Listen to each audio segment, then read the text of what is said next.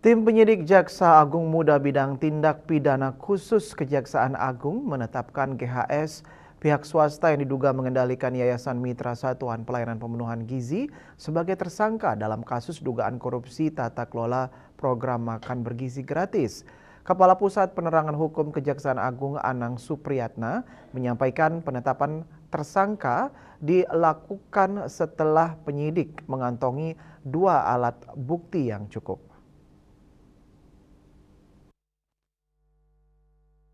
Kepala Pusat Penerangan Hukum Kejaksaan Agung Anang Supriyatna menyampaikan bahwa penetapan tersangka dilakukan setelah penyidik mengantongi 2 alat bukti yang cukup. Selain menetapkan status tersangka, penyidik juga melakukan penahanan terhadap GHS selama 20 hari ke depan di Rutan Salemba Cabang Kejaksaan Agung. Serangkaian tindakan hukum oleh penyidik dilakukan secara mendalam, profesional, dan akuntabel dengan tetap menjunjung tinggi prinsip kehati-hatian dan asas praduga tidak bersalah.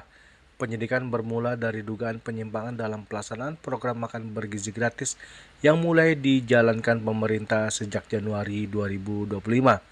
Program prioritas nasional tersebut memiliki alokasi anggaran sebesar Rp85,27 triliun pada 2025 dan Rp268 triliun pada 2026 yang bersumber dari APBN. Untuk kasus dugaan tindak pidana korupsi tata kelola program makan bergizi gratis yang sedang kami lakukan penyidikan,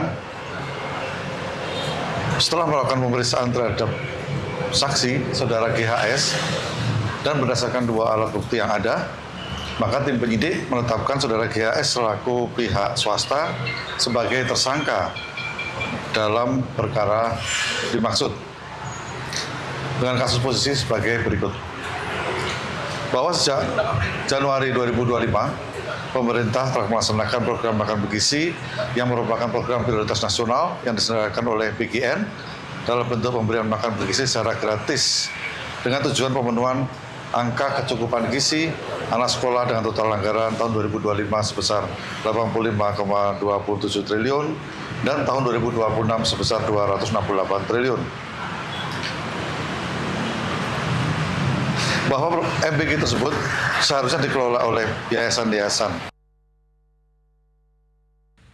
Dalam proses penyidikan, Kejaksaan menemukan dugaan bahwa sejumlah yayasan yang ditunjuk sebagai mitra SPPG memiliki keterkaitan dengan pejabat maupun pegawai Badan Gizi Nasional dan tidak memenuhi persyaratan sebagai mitra pelaksana program. Dari Jakarta, Julius Wata dan Ketut Sumadiasa melaporkan.